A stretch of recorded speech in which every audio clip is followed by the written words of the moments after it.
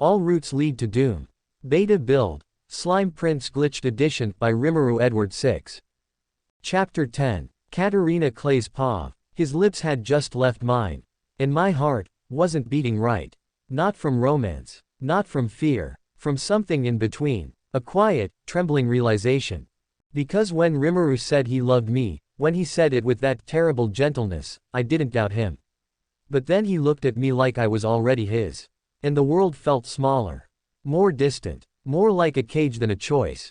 I shall take you, he whispered, fingers still warm against my skin, so nobody can steal you from me anymore. My blood ran cold. He said it so softly. Not angry. Not triumphant. Just, final. Like the decision had already been made. Like I was a piece that had fallen off the board, and he was just putting it back where it belonged. I stepped back. Or, I tried to.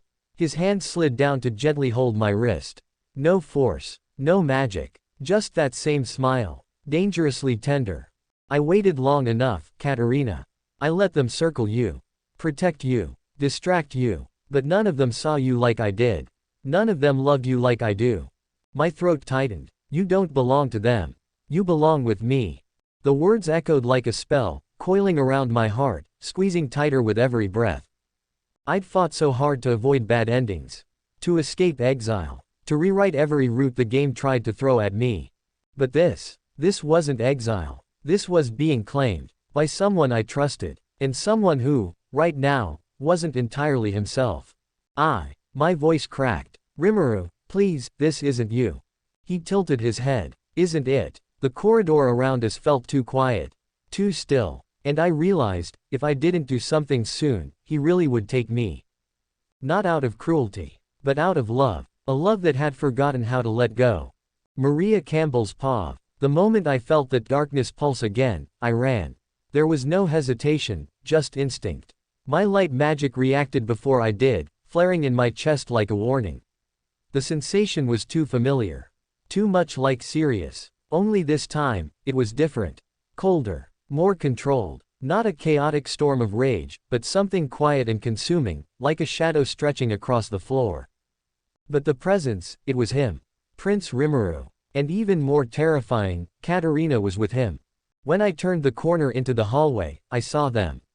Katarina stood pressed against the wall, wide-eyed, frozen in place. And Rimuru, he was too close. His hand rested gently at her cheek, his eyes glowing gold, but there was nothing warm in them. He looked at her like she was the only thing in the world.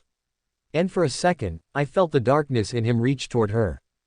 Not with cruelty, but with possession. I stepped forward before I even realized what I was doing. Let her go, I said, louder than I expected. Rimuru turned his head slowly. His expression didn't change, but his presence did. The air around him pulsed. Heavy. Wrong. I could feel the magic twisting around him. Elegant, yes, but wrong. It didn't belong to him, not really. It clung to him like a curse. And Katarina, she looked like she couldn't even breathe. I wouldn't let her be taken. Not by darkness. Not again. I raised my hand, light gathering at my fingertips. The magic answered me eagerly, desperate to push back against whatever held him. Purify. The hallway lit up in a burst of golden light. It wasn't an attack. It didn't strike him. It simply burned away the shadows, the way sunlight chases fog off a field. Rimuru staggered back, clutching his chest. The darkness around him cracked, then broke entirely. His posture shifted. His eyes lost their edge. And for a long, breathless moment, he looked lost. Confused. Scared.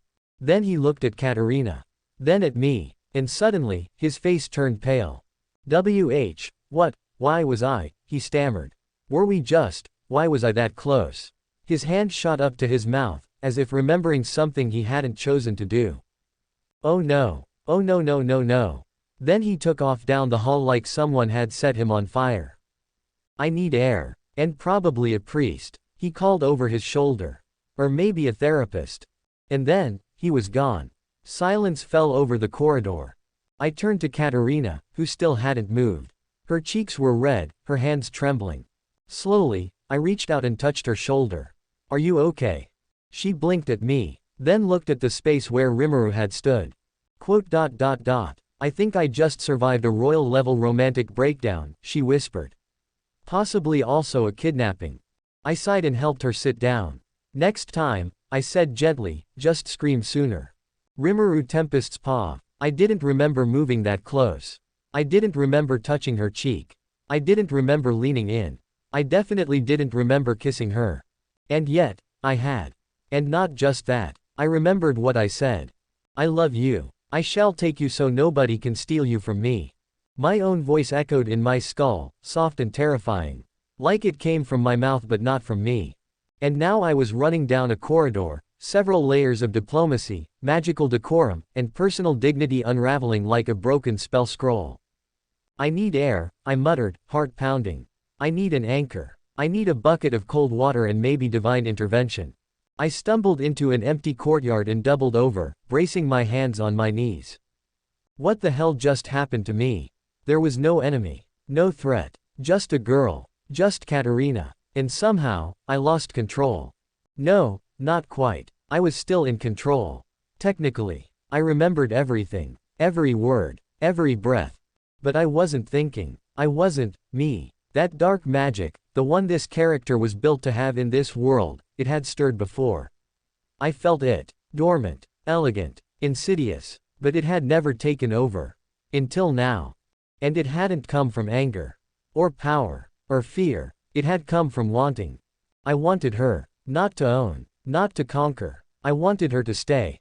To be mine, not in the cold, possessive way I'd just whispered to her, but in the quiet, broken way someone who had ruled too long and lived too far from people starts to long for realness. And Katarina. She was real. Too real. She'd seen the parts of me even I hadn't looked at yet. She treated me like a person, not a prince. She challenged me. Confused me. Laughed with me. And now, she probably wanted nothing more than to never see me again. I groaned and covered my face with my hands. I kissed her. What kind of lunatic? Why did I? Because something had cracked open. Not her. Me. The magic was still inside me. Quiet now. Dormant again. But I knew what it was. What it had been trying to make me into. I wasn't just playing the role of a prince in this world. I was becoming his shadow. And if I didn't find a way to stop it, I'd lose more than her. I'd lose myself. Avoiding her was the obvious choice. It was the right choice. But it didn't feel like the noble one. Or the smart one. Or even the strategic one. It just felt like punishment. And I deserved it. Since that day, that moment, I've kept my distance. Quietly. Subtly. Just enough to keep the questions from catching up to me. Just enough to give her space to forget what happened. To forget me. I didn't stop attending classes. That would have drawn attention. I didn't lock myself in my quarters or skip my diplomatic obligations. I still smiled. I still nodded. I still existed. Just not near her. No more morning garden visits. No more conversations about vegetables and starlight and fate. No more Katarina. Because I saw it, the fear in her eyes when I touched her. The way her breath caught when I said those words. Words said in a voice that sounded like mine, but wasn't me. It was the prince this world wanted me to be. It was the darkness I had ignored. And she didn't deserve to be dragged into it. I tried to rationalize it, that it was a momentary loss of control, a corrupted spike in the code of this world, an emotional surge amplified by old magic I'd never meant to touch. But deep down, I knew the truth. Part of me had meant it. Part of me had wanted to claim her. Not because I could. Because I couldn't bear the thought of losing her. And that made me dangerous. So I withdrew. I left before the story could spiral again. Before I broke something worse than the script, before I broke her. And maybe, just maybe, she'd forget. She'd return to her friends. Her quiet joy. Her chaos and cluelessness and kindness. She'd heal. And I'd fade back into the background where I should have stayed all along. A prince on paper. Not a man with a heart. And certainly not a man with hers.